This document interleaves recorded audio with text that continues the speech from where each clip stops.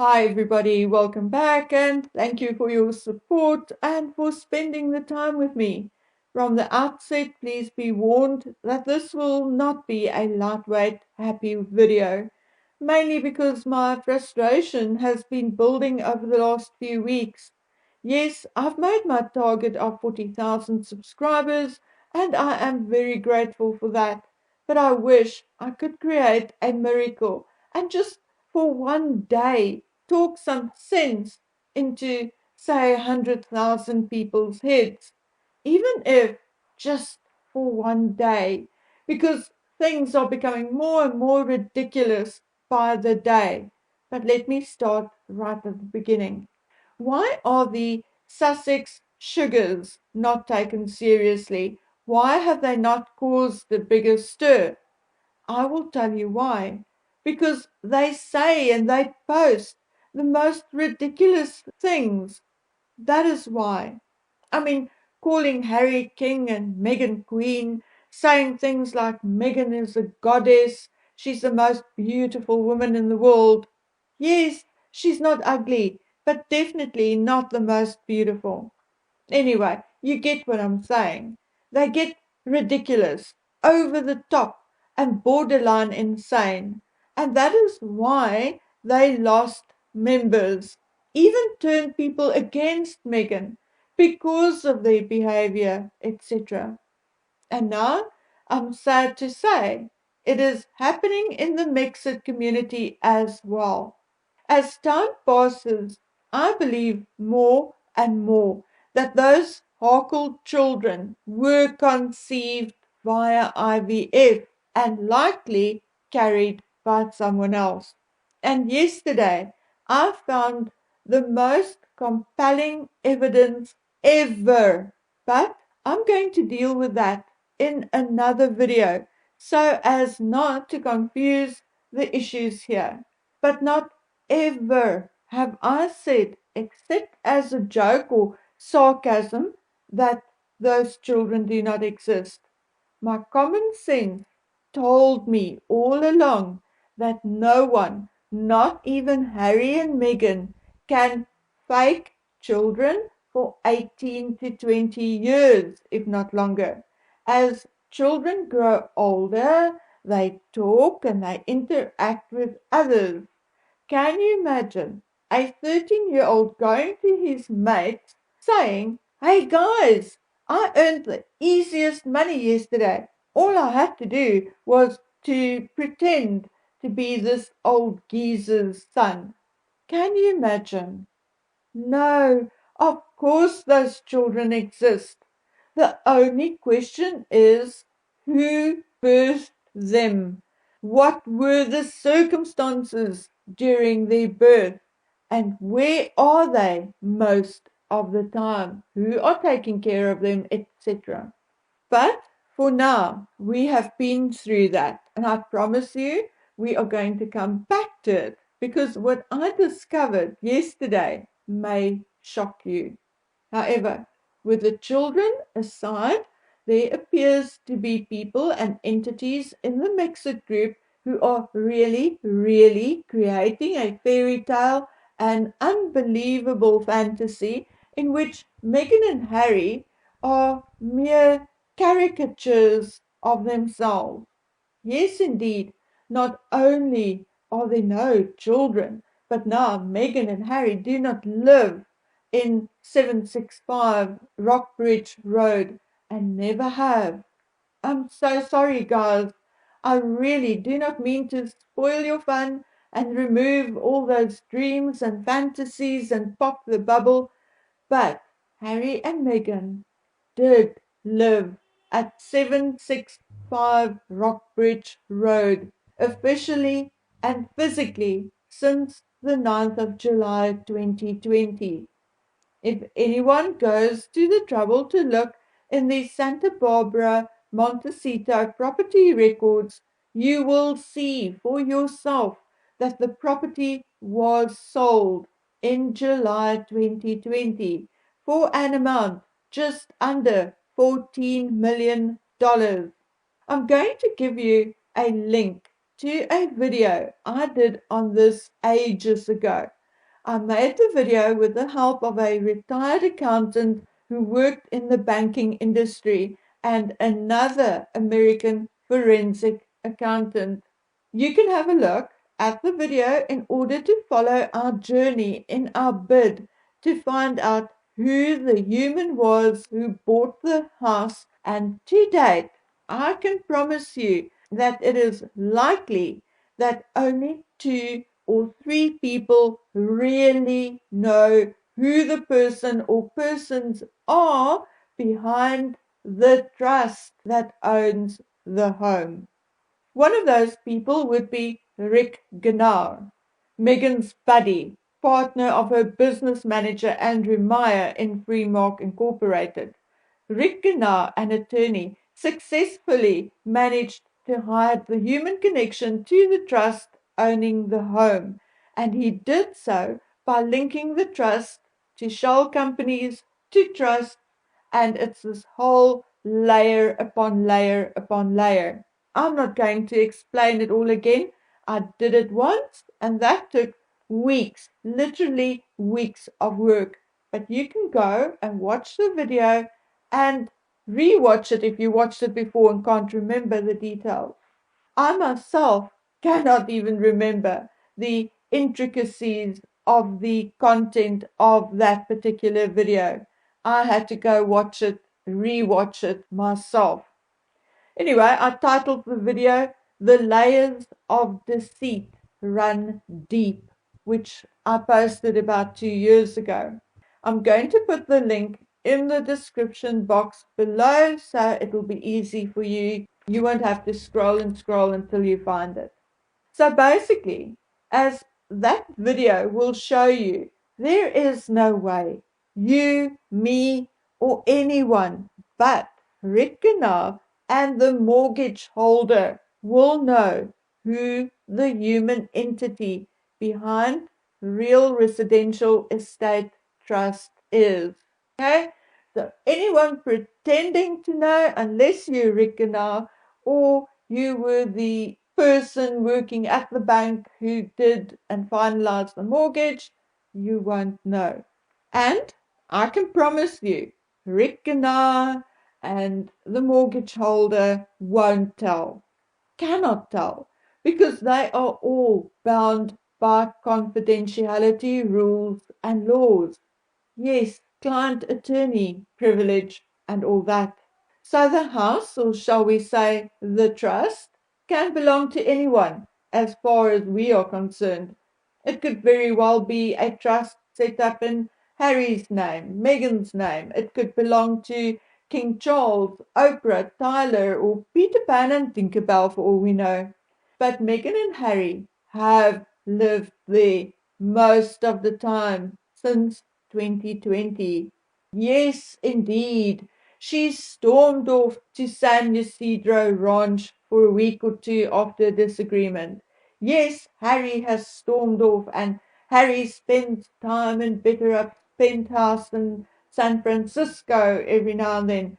And now, allegedly, he even has a reserved bungalow at San Vicente. And Meghan has a suite at the Beverly Wilshire just down the road from William Morris Endeavour, her new agent, and so on and so on.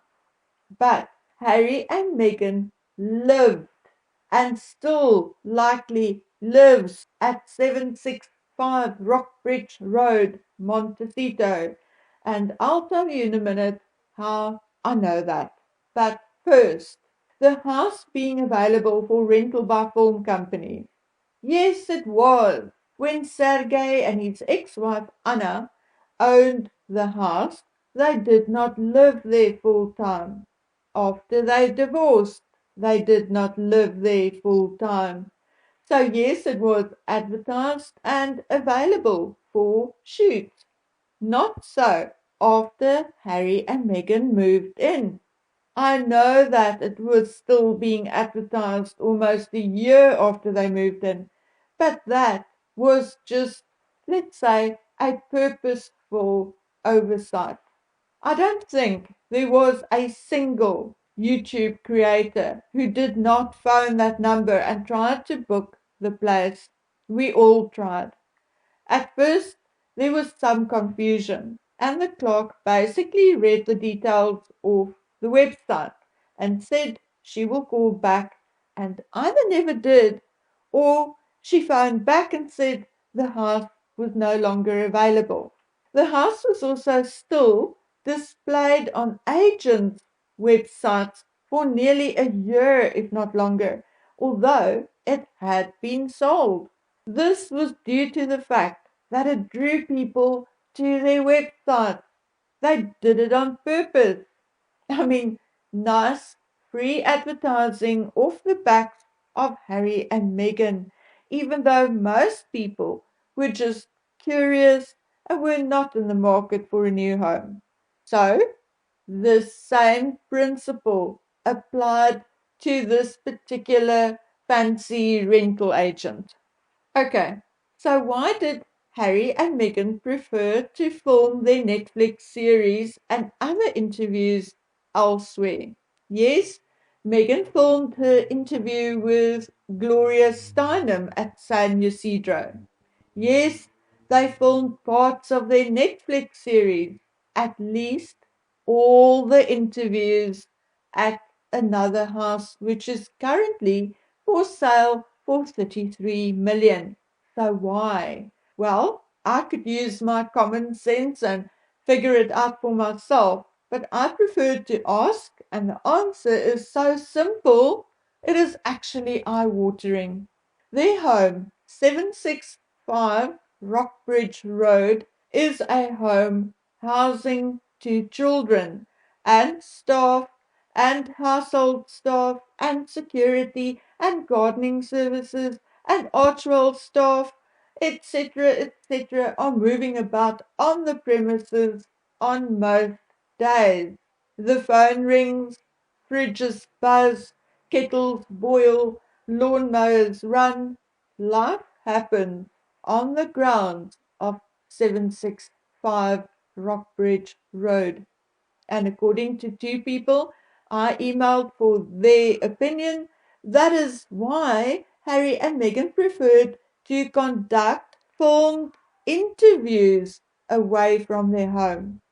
Remember, I said I had contact with someone who had been to 765 Rockbridge Road. Now, look, I have no fantasies whatsoever. She's not a friend or a regular, but has answered me a few times before ghosting me and not answering anymore. But I took a chance and asked, and in her reply, she also said that many of the stills were taken at their home at 765 Rockbridge. For instance, the garden scenes in particular were indeed taken at their home. It was their own driveway. Harry was pushing the empty pram down, for instance, their own veggie garden and chicken coop. Besides, renting spaces to film in and do interviews in also fits with Meghan's desire to be bigger, better, more important, and pretentious than she can afford to be. And according to this lady, it is indeed common practice for celebrities not to film at their homes. Not necessarily because of privacy issues, but because it is just easier to film and record without a child walking in, a dog barking, the phone ringing, microwave pinging, whatever the case may be. Anyway, I know I'll be kicked in the mouth, abused and accused of liking Markle or working for her or becoming a fan of hers. Certainly not. I still think she is a social climbing viper, a narcissistic opportunist, etc. But I also know that we cannot protect ourselves and will not be taken seriously unless we stick as close to the truth as we can. And if the truth works a little in their favor, so be it. The things I do not like them for are far, far bigger. So because I know what is coming, here is the proof I can provide you with. Sorry, I have my dog with me. She's making funny noises in the background. Anyway, see photo 1. This is a photo from an agent's website taken long before Harry and Meghan moved in. Check the fireplace and look at the two narrow windows. Now, look at Harry and Meghan on a Zoom call with Oprah. Same fireplace, same windows, even the same plant. Now look at Meghan's 40th birthday Zoom. You know, the 40 by 41. Same fireplace, same windows. Okay? Like I'm saying, and like I said before, I had a few back and forths with someone who had been to the house. I had a few back and forths with two women who live in Montecito. Well, actually, just the one. She also spoke for a friend of hers and told me what they said, saw, and thought a few times.